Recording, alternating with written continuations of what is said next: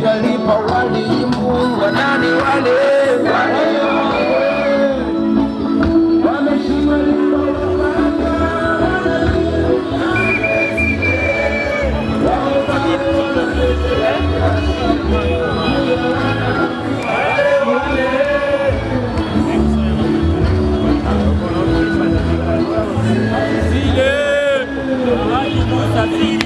Haji Musa Zidi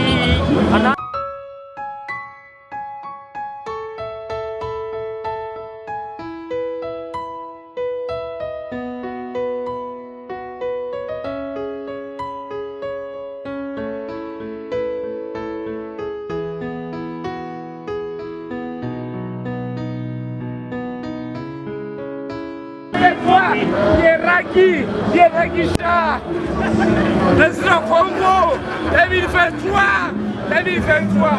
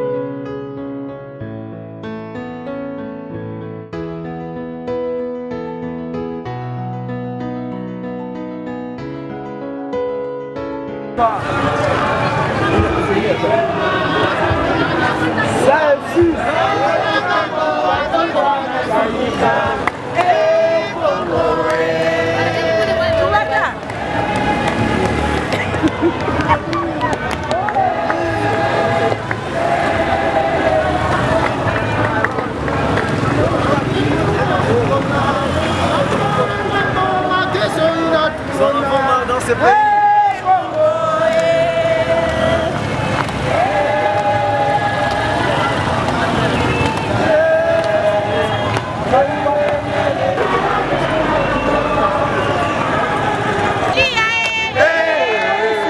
La polisi analia Benemele inafungiwa rudi nyuma mara medina tutesa Ngambo na ngambo Masoto wanangalika Chilombo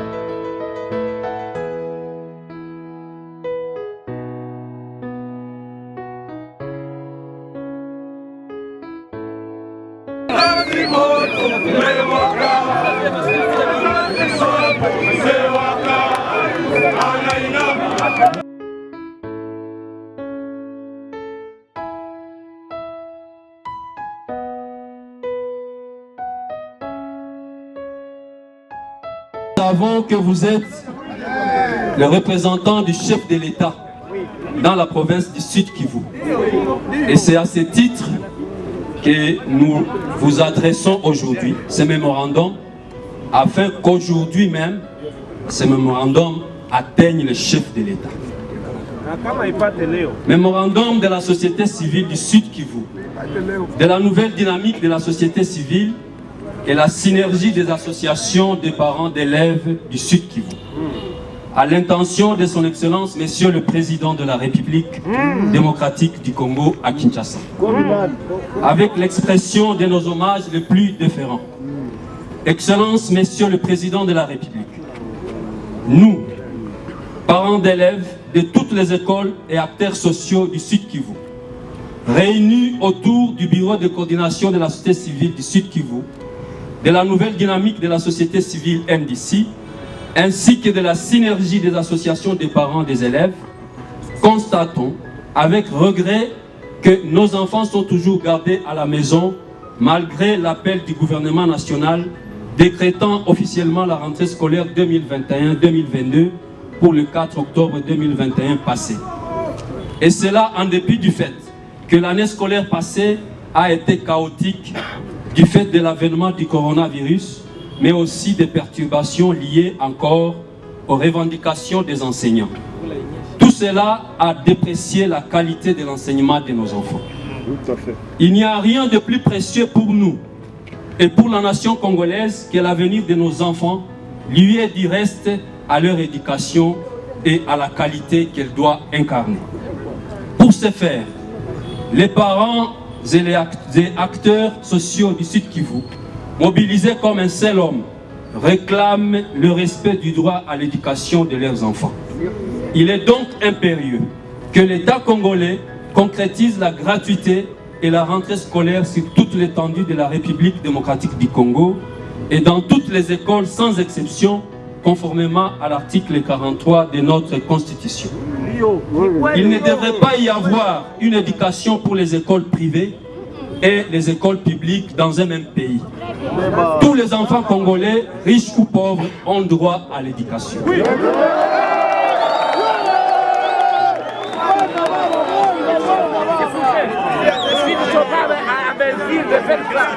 S'ils ne sont pas à mesure de le faire, laissez nos enfants les garder.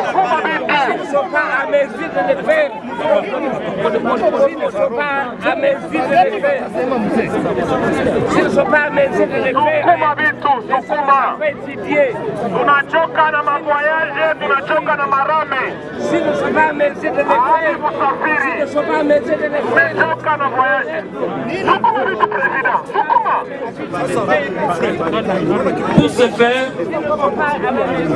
Pour ce faire, les parents et les acteurs sociaux du Sud Kivu, mobilisés comme un seul homme, réclament le respect du droit à l'éducation de leurs enfants.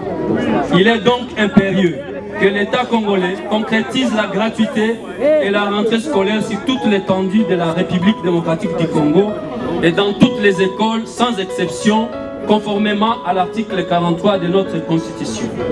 Il ne devrait pas y avoir une éducation pour les écoles privées et les écoles publiques dans un même pays. Tous les enfants congolais, riches ou pauvres, ont droit à l'éducation. Eu égard à ce qui précède, et en vue de remettre l'enfant congolais en général, et sud-kivusien en particulier, dans ses droits légitimes, déclarons ce qui suit, tant il est vrai que votre devise est le peuple d'abord.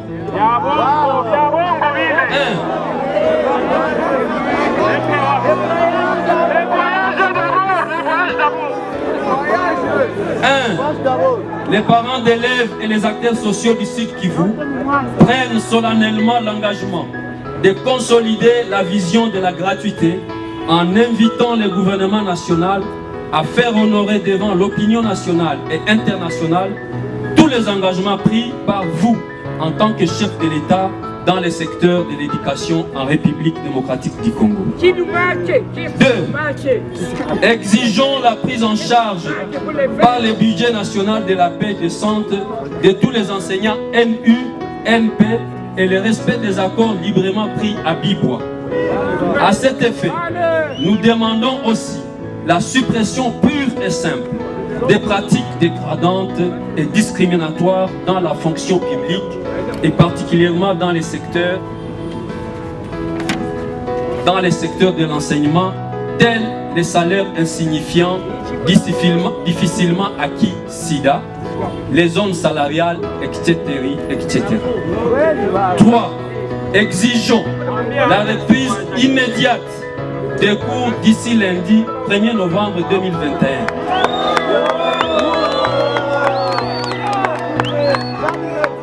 Exigeons la reprise immédiate des cours d'ici lundi 1er novembre 2021. Car la grève des enseignants expose nos enfants à de multiples risques tels que les exploitations sexuelles, les grossesses et mariages précoces, les banditismes, les viols et violences sexuelles, la délinquance juvénile, la consommation de drogues et boissons fortement alcoolisées,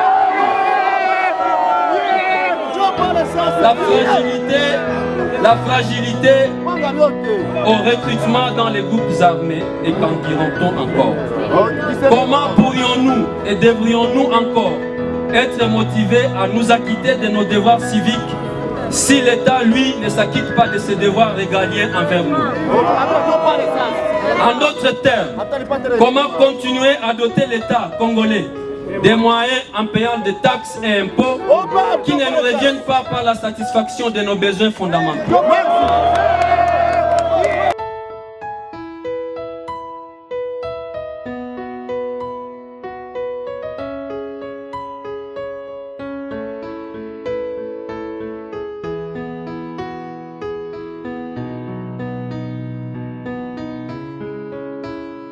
Particulièrement, on a félicité le président de la société civile, Bwana Adrien Zawadi, Bwana président Kijana Chrysostome, responsable benye balifanya hii maandamano.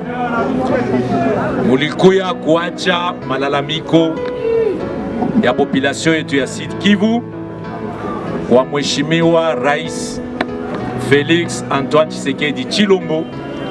Mina ipokea na waambia kama itamufikia leo. Ya pili, tunajua kama mavitu muna revendike ni preoccupation ya population. Kitu ya kwanza mulievoke ni kitu ya masomo. Education ya watoto yetu ni ya muhimu na ni ya lazima sana.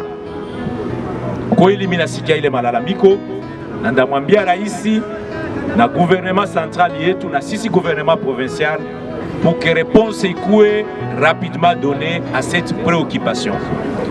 Kwani masomo na education ndio fondement ya nchi yetu.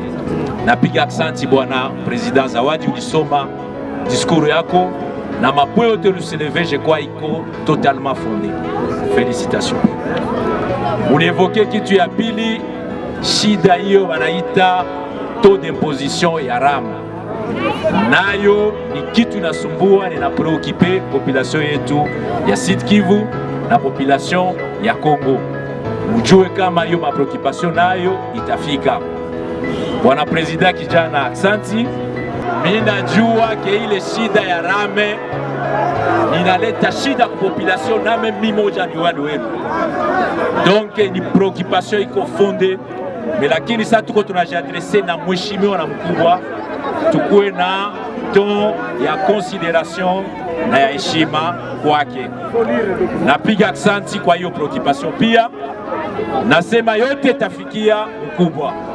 Basi nashukuru, murudie na amani, na tunatumaini msiku kidogo tawaita wa responsable hapa kuambia response hiyo Mheshimiwa Rais Felix Antoine Tshisekedi alisema. Asante sana na Mungu awabariki.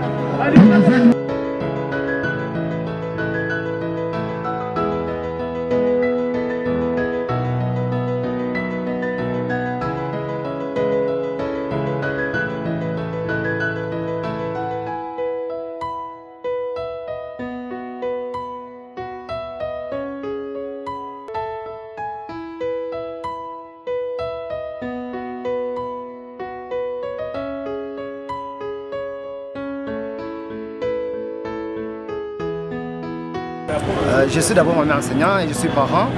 J'ai compris que le problème posé, il est fondamental. Il concerne l'éducation de nos enfants. On ne peut pas être indifférent. Et c'est comme ça que j'ai accompagné les enseignants et les parents qui aussi réclament. Toute la population à travers eux a été accompagnée parce qu'on réclame aussi la suppression de la taxe rame. Avez-vous une promesse à faire à ces enseignants de Sud Kivu, vous en tant qu'élu du peuple? Oui, en tant qu'élu du peuple, je peux dire qu'il faut que les enseignants et les parents restent unis pour combattre la prime, parce que notre constitution prévoit en réalité la gratuité et à l'article 43, personne ne peut s'en déroger.